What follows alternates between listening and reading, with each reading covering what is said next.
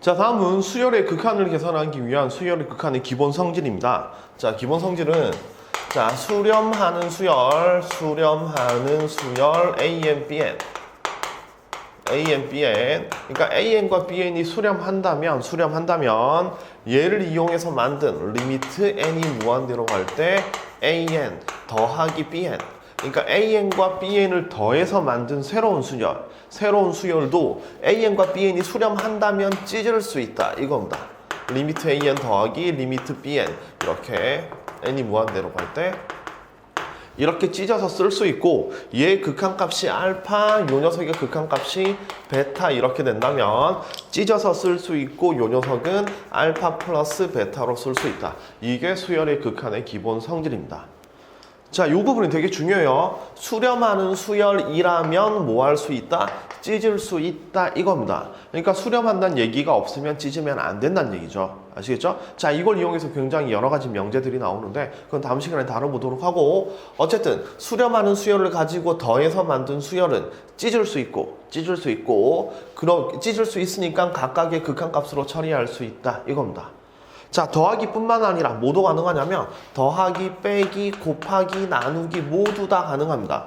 그러니까 수렴하는 수열을 가지고 더하거나 빼거나 곱하거나 나눈 새로운 수열은 찢어서 더하기, 빼기, 곱하기, 나누기를 해도 상관없다 이겁니다. 자, 이게 수열의 극한의 기본 성질입니다. 단 주의해야 될 게 나눌 때는 0이 아니어야 되겠죠. 자, 나눌 때는 0이 아니어야 되는데 이게 좀 중요한데 나눌 때는 당연히 베타는 0이 아니어야 됩니다. 그죠? 베타가 0이라면 베타분의 알파로 쓸 수 없을 테니까, 그럼 베타는 0이 아니라는 것도 당연하고, 뭐도 0이 아니어야 되냐면 모든 BN의 값도 0이 아닐 때 성립한다 이겁니다.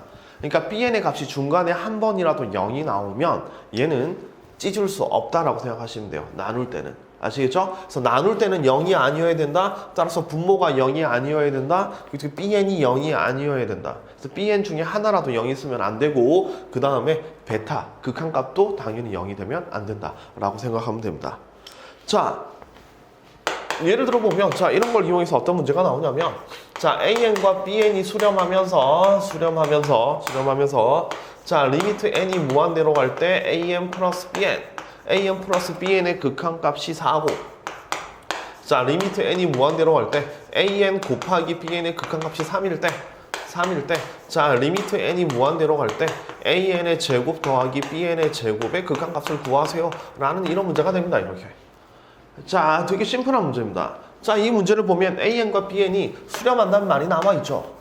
수렴한다는 말이 나와 있습니다. 그죠? 수렴한다는 말이 나와 있으니까 요거 두 개 더해서 만든 것도 수렴하죠. 요거 두 개 곱해서 만든 것도 수렴하죠. 그러면서 더하기하고 곱하기는 찢을 수 있는 겁니다. 그죠?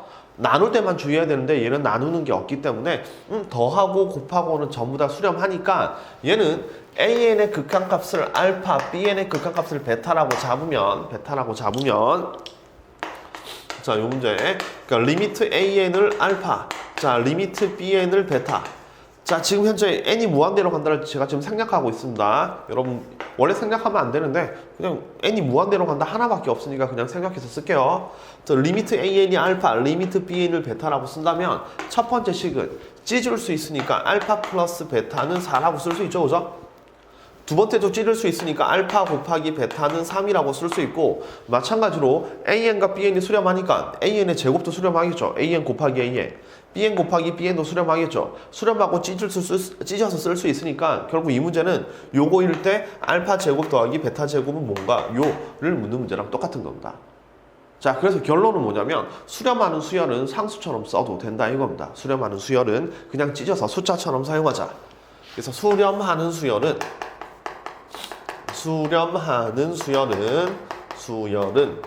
그냥 숫자처럼 써도 된다. 계산하면 된다 이겁니다. 이렇게. 그래서 수렴하는 수열 알파 베타라고 잡았을 때 이렇게 만들어주면 되니까 뭐 답을 내보면 알파 플러스 베타의 제곱 마이너스 2알파 베타 이렇게 쓸 수 있죠. 그죠? 4, 4, 16 빼기 6이니까 답은 8 이렇게 표시할 수 있습니다. 맞나요? 빼기 6이니까 왜 8인가요? 10 이렇게 쓸 수 있죠. 그죠? 이렇게 표현하면 되는 겁니다. 간단한 문제죠. 그죠? 자, 두 번째.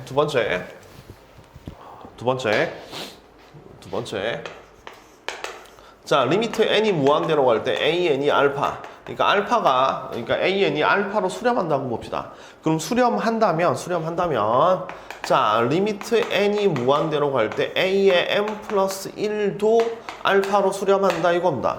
뭐 당연한 거죠. 그러니까 an이 알파로 수렴하면 이렇게 최종적으로 알파에 다가가면 an 플러스 2는 그 다음 항이죠, 그죠? 그 다음 항도 뭐에 다가간다? 알파로 다가간다. 당연한 얘기입니다, 그죠? 이뿐만 아니라 리미트 n이 무한대로 갈 때 a의 2n.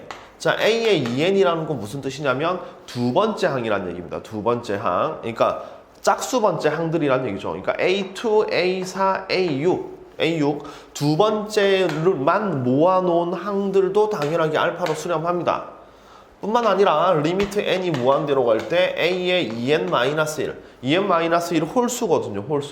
홀수 번째 항의 극한도 당연히 알파로 수렴하죠. 그래서 이렇게 수렴한다라는 게 중요한 성질입니다.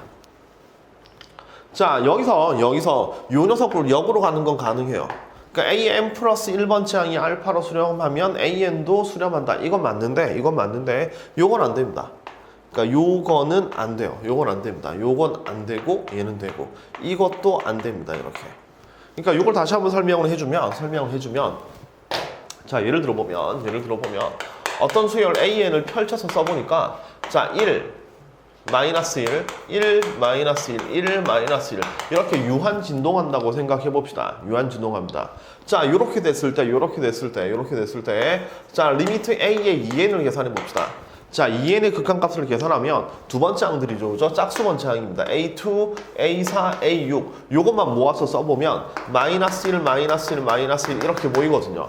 그러니까 두 번째 항들의 극한값은 마이너스 1인 겁니다. 그래서 두 번째 항들의 극한값이 마이너스 1이지만 AN은 수렴하지 않는 거죠. 그래서 두 번째 항들이 수렴한다고 해서 AN이 수렴하는 것은 아니다 이거고요. 마찬가지로 요 수열에서 리미트 a의 2n-1을 보죠. 자, 홀수 번째 항만 모아서 보면 홀수 번째 항들은 111로 나오는 겁니다. 111 이렇게 홀수 번째 항들이 111로 나와서 홀수 번째 항들이 수렴하긴 하지만 an은 어떻다? 수렴하는 건 아닌 거죠. 그죠? 아시겠죠? 자, 만약에 an이 수렴한다면 홀수 번째 항도 짝수 번째 항도 둘 다 수렴한다. 이건 맞는데 홀수 번째 항들이 수렴한다고 해서 얘가 수렴한다는 보장은 없다. 짝수 번째 항들이 수렴한다고 해서 얘가 수렴한다는 보장은 없다. 이겁니다. 아시겠죠? 자, 그런데 요거 두 개가 동시에 만족한다면 그러니까 홀수 번째 항도 알파로 가고 짝수 번째 항도 알파로 간다면 얘는 당연히 수렴하겠죠. 그죠? 자, 다시 홀수 번째 항도 알파, 짝수 번째 항도 알파. 그러니까 이렇게 되면 무한대로 갈 때 an도 알파로 간다. 요 두 개가 동시에 만족하면 얘도 수렴한다. 이런 결론 내려줄 수 있습니다. 아시겠죠? 그러니까 전체가 수렴하면 부분도 수렴한다. 맞습니다. 근데 부분이 수렴한다고 해서 전체가 수렴한다는 보장은 없다. 그런데 부분들이 수렴한다면 이 부분을 합쳐서 전체가 될 수 있죠. 그렇죠? 부분들이 수렴한다면 전체도 수렴할 수 있다. 요 정도 이해하시면 됩니다. 자, 요 성질을 이용해서 어떤 문제가 나오냐면요. 자, 수렴하는 수열 an에서 수렴하는 수열 an에 대해서 자, an이 수렴한다고 탁 말을 적어놓고 자, 리미트 n이 무한대로 갈 때 그 다음에 an-3분의 2에 an 플러스 2 플러스 3이 마이너스 4일 때 뭐 리미트 n이 무한대로 갈 때 an의 극한값을 구하세요. 이런 문제가 나왔단 말입니다. 자, 이런 문제를 한번 보죠. 자, 얘는 이 문제에서 무슨 말이 들어있냐면 수렴하는 수열이란 말이 들어있습니다. 그러면 수렴하는 수열은 숫자처럼 취급하라 그랬죠. 그죠? 따라서 극한값을 알파라고 잡으면 이걸 그냥 바로 숫자처럼 대입해버리면 되는 겁니다. 자, 대입하려고 볼 때 뭐가 문제가 걸리냐면 an이 수렴하니까 얘는 극한값을 알파라고 잡았으니까 알파라고 대입해서 분모는 알파 마이너스 3이라고 쓰면 되는데 문제는 얘가 문제가 되는 거죠. a의 2n 플러스 2는 뭐지? 이겁니다. 근데 당황하지 말고 an이 수렴하면 그 다음 항도 뭐 하겠나요? 수렴하겠죠? 아시겠죠? an이 수렴하면 그 다음 항도 수렴합니다. 그리고 그 극한값은 뭐랑 같다? 당연히 알파랑 똑같겠죠. 그죠? 따라서 이 뒤에 a의 n 플러스 2가 붙어 있어도 그냥 알파라고 치고 문제를 풀면 되는 겁니다. 그래서 알파 마이너스 3에 2알파 플러스 3은 그냥 마이너스 4 이걸로 끝인 거예요. 수렴한다는 얘기가 들어있으면 그냥 숫자처럼 취급하면 되는 겁니다.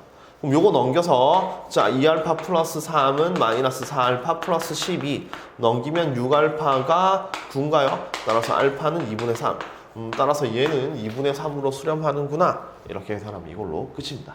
아시겠죠? 자 그래서 수렴하는 수열은 찢을 수 있다, 찢을 수 있다, 찢을 수 있다. 그리고 전체가 수렴하면 부분들은 다 수렴한다. 그리고 부분이 수렴한다고 해서 전체가 수렴한다는 보장은 없지만 부분을 모아서 부분들이 각각 다 똑같은 값으로 수렴하면 전체도 수렴한다. 이렇게 판단하면 되는 거고 그래서 이렇게 수렴하는 수열이 문제에 섞여 있으면 이 녀석의 극한값들은 다 같다라는 거 같으니까 전부 다 숫자처럼 취급해서 풀어주면 된다. 이겁니다. 아시겠죠?